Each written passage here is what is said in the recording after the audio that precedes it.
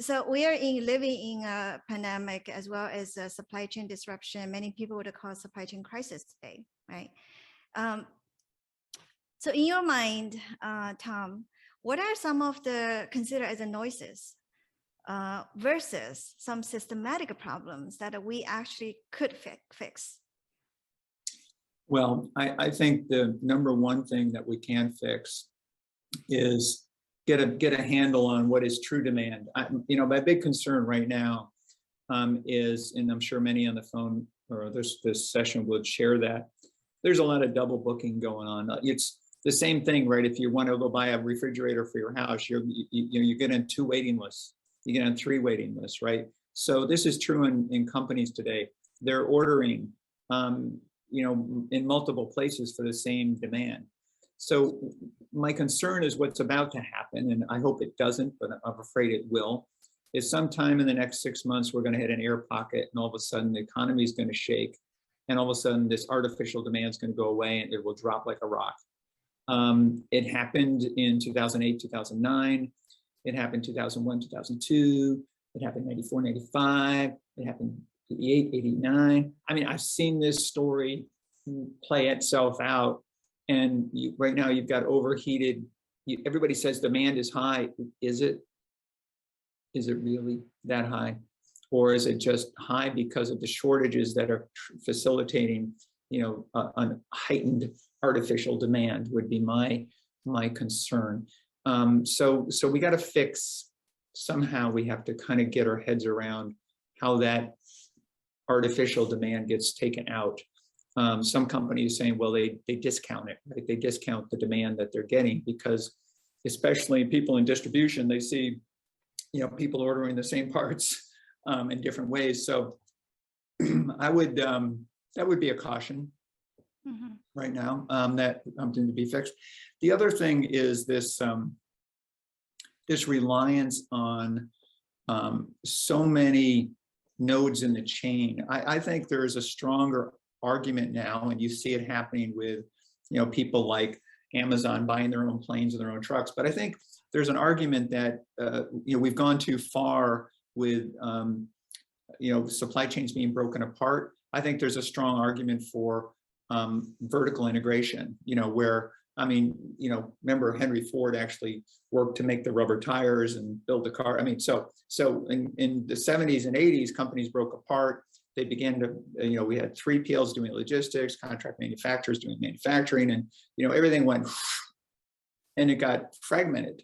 So there is an argument that if you have more control over your own destiny, you're more vertically integrated.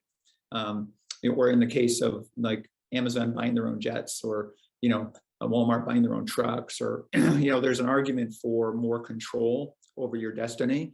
I think I read some people are buying their own ships even.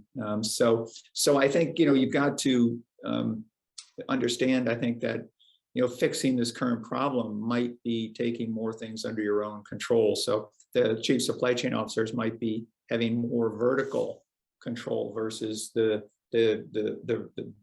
disintegrated or the segmented amount of control that exists in many companies today. So I think the pendulum has gone a little too far in one direction. It might be coming back.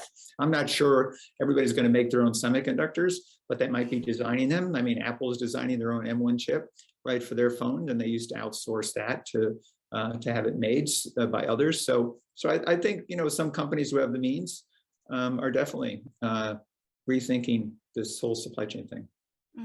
So what do you think the biggest supply chain opportunities will be? I think the biggest opportunities in supply chain are going to be in compressing time. If we talk about speed and we talk about material in motion, then we have to talk about time. So time is the measurement of business. It's a quarterly clock. It's a weekly clock. It's a daily clock. And so what are you doing? If you ask yourself one question in your supply chain management, you ask yourself one question every day, you say, what am I doing to compress time? What am I doing to speed this thing up? What am I doing to actually, produce things, whether it's a process or robotic process automation, or if it's the speed by which I get purchase orders out the door, whatever it is, I always tell people, I said, if you don't know what to work on, just think about how to do something faster, and you're going to be making a contribution to the supply chain. You know, trucks can only go so fast. But you know, you can design things differently, or you can look at other avenues to make things better. So that kind of thing. I think I used to have this talk I used to give called "It's About Time." You know, it was kind of fun, right? Because it's about time. You know, so is kind of where my head's at. Yeah, we have a question. So, you know, from Jimmy, that to expand your view in terms of regionalization versus and localization versus, you know, whatever the last 20, 30 years that we have been gone for, and globalization, which is more centric around Asia or China. I think that regional economies are going to grow in strength. I think you're going to have more, just because supply chains will be, you know, having things stretched across the world has never been helpful. I think we did it for cost regions. You know, labor arbitrage drove people to China because it was cheaper. But now that things are less cheaper in China, then, you know, the investments, you can already see it happening. They're flowing back into the United States. And you might say, well, that's great for the United States, but actually it's pretty much just a clear-cut business decision. Things are getting expensive to either move or to build or to even hire managers. It costs more in China now than it does in the US. So, you know, labor has always been you know, the things that business chase. You know, we chased it when in the 70s in Mexico. We chased it to Japan. Remember, made in Japan back in the 70s, that was a cheap alternative. And then all of a sudden it became not. And then what happened? Well, and they moved to Singapore and Taiwan and Hong Kong and then China. And, you know, so there's a constant, you know, push. Robotics is going to change that. I mean, robotics is basically, where's the lowest cost capital, right? Because you got to finance these machines. They cost money and you got to depreciate them. So where's capital going to be cheap? Where's the technology and the skills to run them? And you're going to see more of that moving away from third world or developing nations towards developed ones. I think that's probably a good bet. You know, just for I wouldn't encourage people to invest on my advice, but I mean, you can see that making sense. Mm-hmm. So besides cost, right? And you also mentioned about some bold movement, people start buying logistic company or, you know, the tools to get them to be more in-house integrated. But, you know, in a big picture standpoint, besides cost, what are some of the tensions, conflicts, or maybe even trade-offs to frame the current, either a risk or an opportunity that the corporate executive are facing? Well, risk and resiliency is number one on most CFOs and CEOs' agenda. And what I encourage people to do now is, you know, don't rely on your first tier suppliers to tell you what's going on in the second and third tier. You have to map your own supply chain. You have to go deep and understand what's happening. You know, I often compare a product to a genome. You know, we talk about like 23andMe, all our DNA.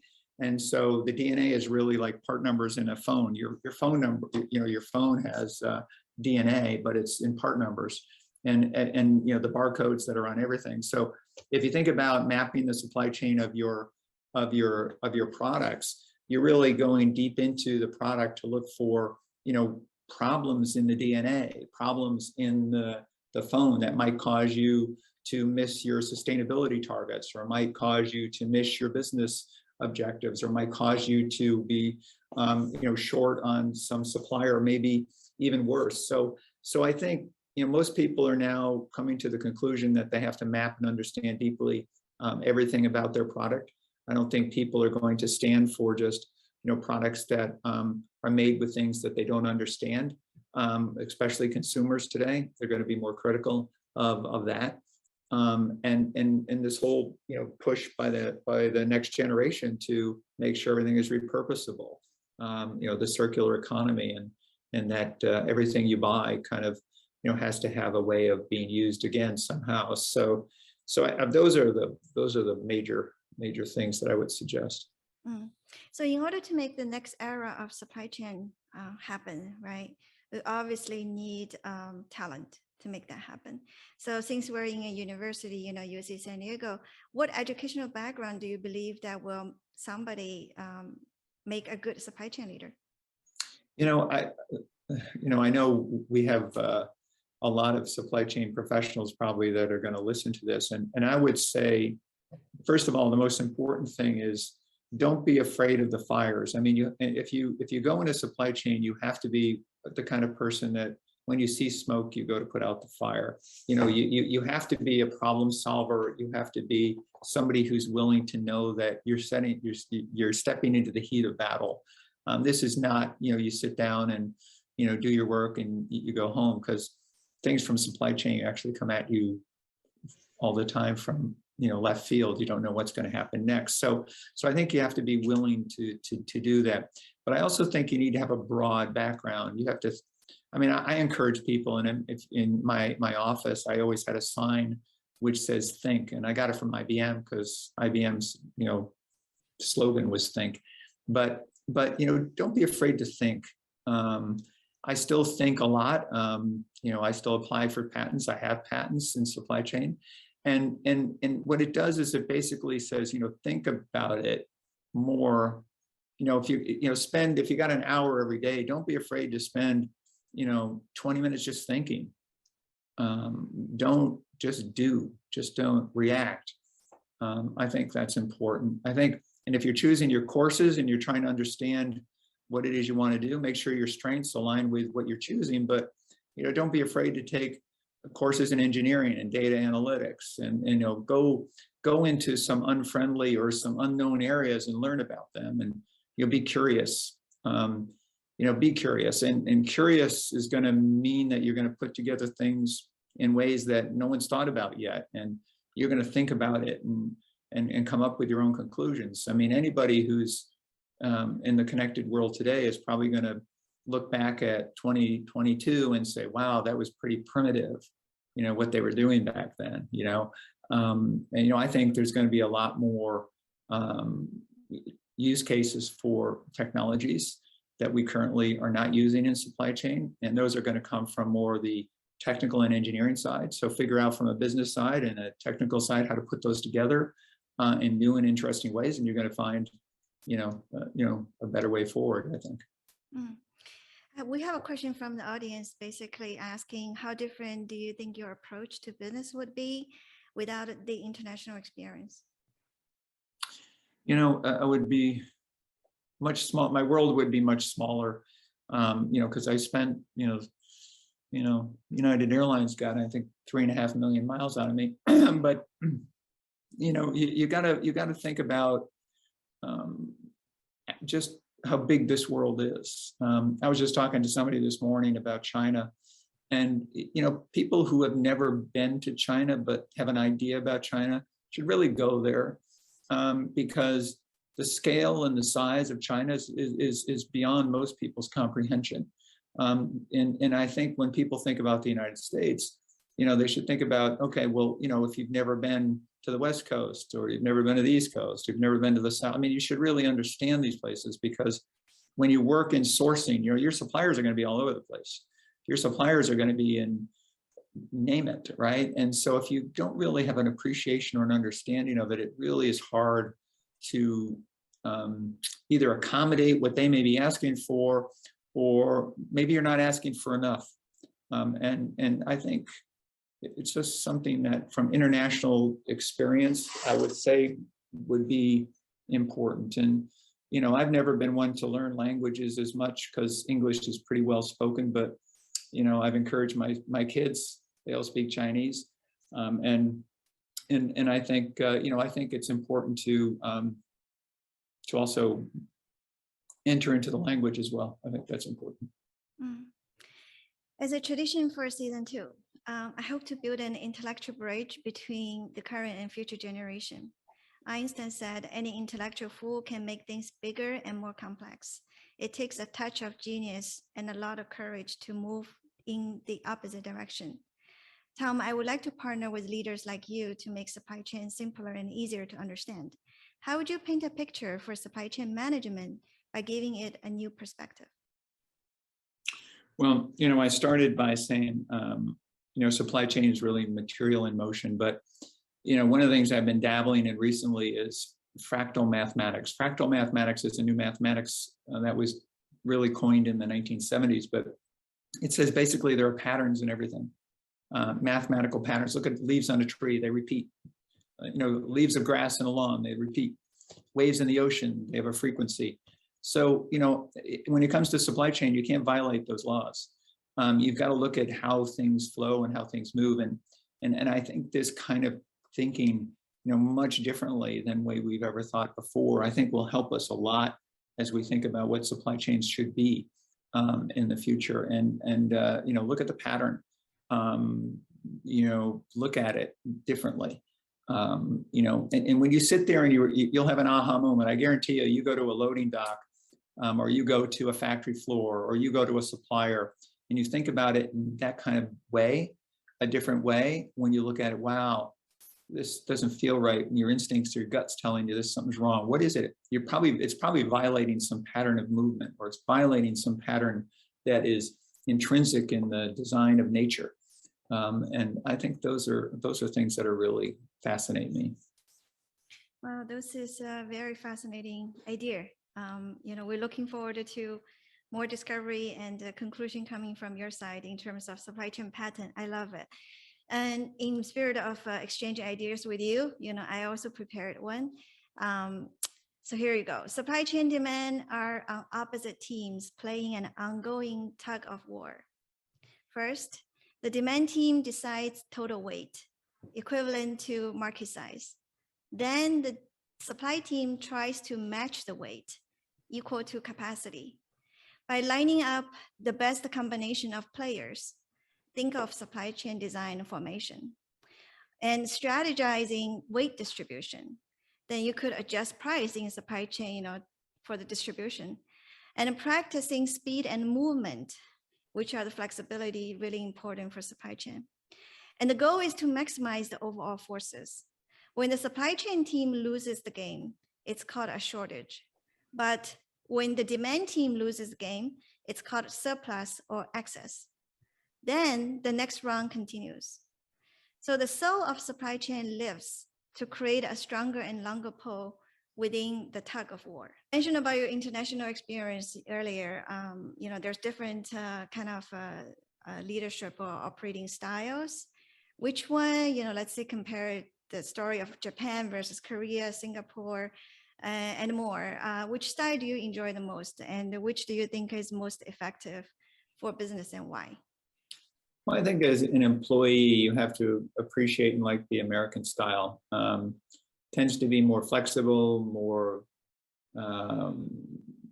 understanding, a little more friendly. I mean, not all management styles are that way. So because I'm an American and because I grew up in America, I kind of gravitate towards being comfortable with that management style. But I've worked for Germans, I've worked for Japanese, I've worked for French people, I've worked for, you name it, I've worked for it.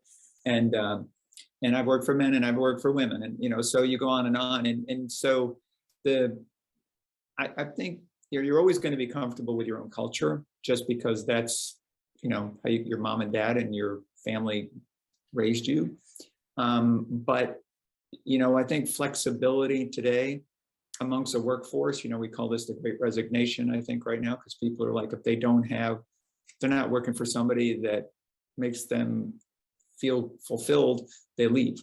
They're going to go somewhere. So I think managers have to be very alert to making sure that the jobs that they're designing are fun and interesting. I mean, supply chain has to be the most fun and most interesting job on the planet. I can't imagine anybody wanting to go do any other function, right? I mean, what they go to work every day and they actually have a job to do. In supply chain, you go to work and you actually are saving the world.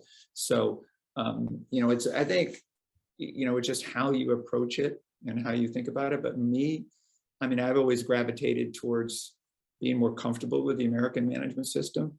But that's not to say I didn't learn a lot and I didn't have major problems with the others. So it just, it's just, you have to be flexible. Flexibility is the key. Another question, given the current crunch and impact, do you see an increasing trend in companies considering supply chain finance or insurance for risk mitigation? To me, supply chain finance is so important. I mean, how organizations are designed, supply chain is about the balance sheet, purchasing is about the income statement. And, and having a close alignment with the KOIs of the company with the operating indicators and of a supply chain. I mean, how that's put together is so important. I can't understate how important that is. You know, at Flex, for example, I remember we had a target. I was trying to reduce days of supply, which is really a measurement of, you know, how long it takes, how long you hold inventory until you sell it, and, you know, how long is your supply on board. And so, you know, we focused on reducing 1 day. 1 day was equal to like $59 million. So if we reduce 10 days, you take out $590 million, and that's cash. So reducing days of supply and aligning it with sales and demand. I mean, how much more interesting can a job be than trying to figure that stuff out? I mean, that's just really, really, really cool.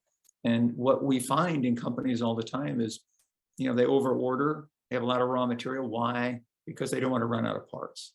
Or they have a lot of finished goods because they don't want to turn down a sale. But in reality, you know, they weigh down the balance sheet and they weigh down a company's use of cash. And so how quickly can you align? Well, you do that by rapid fulfillment. You do that by short lead times. You do that by efficient manufacturing. You do that by supply chain design.